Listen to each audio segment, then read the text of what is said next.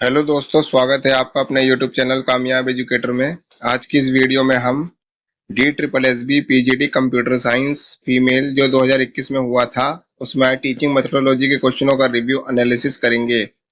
अगर आप हमारे चैनल पर नए हैं तो चैनल को सब्सक्राइब करें, साथ ही बेल आइकन को प्रेस करें ताकि ऐसी वीडियो की नोटिफिकेशन आपको मिलती रहे। तो चलिए शुरू करते हैं। तो दोस्तों, ये है D triple S B PGT computer science female 2021 में आए टीचिंग मेथोडोलॉजी के क्वेश्चनों का रिव्यू एनालिसिस। पहला क्वेश्चन है, विज्ञान गणित में किसी भी परियोजना को तैयार करने से छात्र को खुशी मिल सकती है, जिसके परिणाम स्वरूप वे स्वयं इसी तरह की गतिविधि को करने के लिए प्रेरित होता है। ये दिया गया कथन निम्न में से किस प्रकार की प्रेरणा का वर्णन करता है? आंतरिक प्रेरणा या बाहरी प्रेरणा? इसमें केवल आंतरिक प्रेरणा रहेगी। अगले प्रश्न की ओर चलते हैं। निम्नलिखित में से कौन सा कथन सही नहीं है? प्राप्त किए गए व्यवहारों का अनुकूलन शास्त्रीय अनुकूलन को परिभाषित करता है। स्वाभाविक व्यवहारों का अनुकूलन अनुकूलन को परिभाषित करता है। इसमें दोनों ही कथन गलत हैं। अगले प्रश्न की ओर बढ़ते हैं।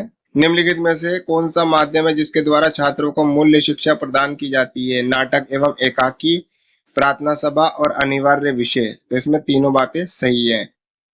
अगले प्रश्न की ओर बढ़ते हैं।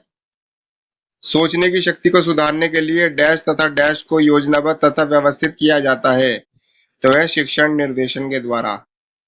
अगले प्रश्न की ओर बढ़ते हैं। निम्नलिखित में से कौन सा दृष्टिबाधित बच्चों के लिए उपयोग किए जाने वाला एक सहायक उपकरण नहीं है? तो वह श्रवण यंत्र। अगले प्रश्न की ओर बढ़ते हैं। नाटक के लिए विचार निम्नलिखित में से किन स्रोतों से आ सकते हैं? तो कल्पना, पर्यावरण, इतिहास, साहित्य या फिल्म। तो इसमें चारों ऑप्शन सही है। अगले प्रश्न की ओर बढ़ते हैं। यदि कोई शिक्षक छात्र को किले विषय पढ़ा रहा है, तो एक शिक्षक निम्नलिखित में से किसकी ओर संकेत करते हुए प्रलेखन कार्ड बनाकर प्रारंभिक गतिविधि कर सकता है? ऐतिहासिक इमारतों के नाम या भवन की अद्वितीय वास्तुकला विशेषताओं जैसे खंभों, गुंबदों आदि को रेखांकित करना। तो इसमें दोनों ऑप्शन सही है। अगले प्रश्न की ओर बढ़ते हैं। कक्षा शिक्षा में सरलीकरण के बारे में निम्नलिखित में से कौन सा कथन सही नहीं है? तो संगीतात्मक वाद्य यंत्रों की सुरक्षा के लिए सावधानी के साथ रखरखाव के लिए मुक्त रास्ता देकर बच्चों की मदद करना और बच्चों को चुनने और नई खोज करने से मदद करने के लिए बहुत सारी कला सामग्री प्रदान करना।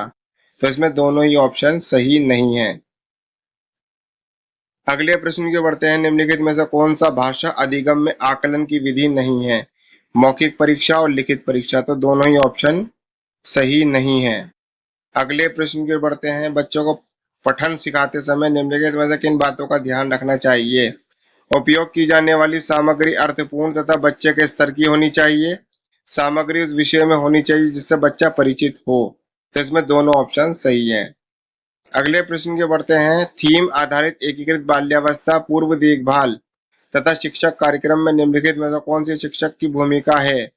तो बच्चों को उनकी रुचियों, जरूरतों और क्षमताओं तथा उनके विकास की गति की पहचान करने के लिए निरीक्षण करें और कक्षा में परिपोषण तथा सकारात्मक संबंध बनाएं। तो इसमें दोनों ऑप्शन सही है।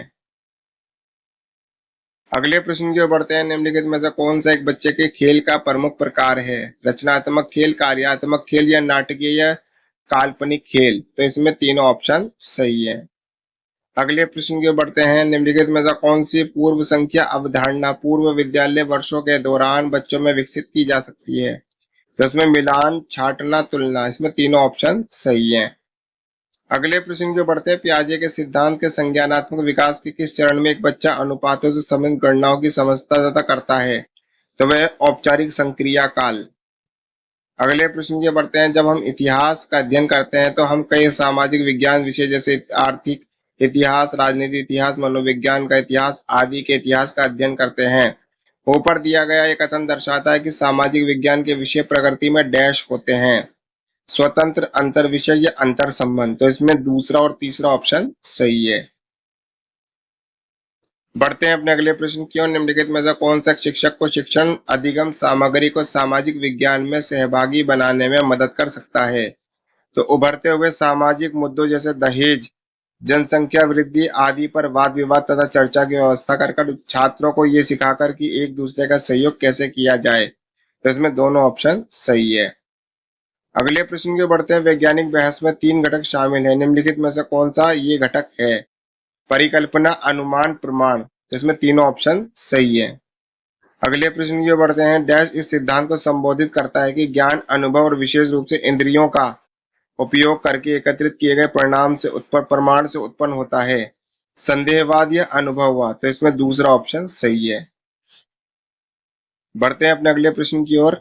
कक्षा 3 से 5 तक के लिए पर्यावरण अध्ययन का पाठ्यक्रम 6 परस्पर संबंधित थीमों के इर्द गिर्द बुना गया है। निम्नलिखित में से कौन सी उन थीमों में से है? आश्रय, पानी, भोजन। तो इसमें तीनों ऑप्शन सही है। बढ़ते हैं अपने अंतिम प्रश्न की ओर। निम्नलिखित में से कौन सा गणित के निर्देशात्मक उद्देश्य है? दैनिक जीवन की समस्याओं को हल करने में 2 अंकों की संख्याओं के योग को लागू करना और दैनिक जीवन की सरल समस्याओं को हल करने के लिए प्रत्यक्ष चर के सूत्र को लागू करना। तो इसमें दोनों ऑप्शन सही हैं। तो दोस्तों ये था हमारा DSSB PGT computer science female 2021 में आए टीचिंग मेथोडोलॉजी के क्वेश्चनों का रिव्यू एनालिसिस।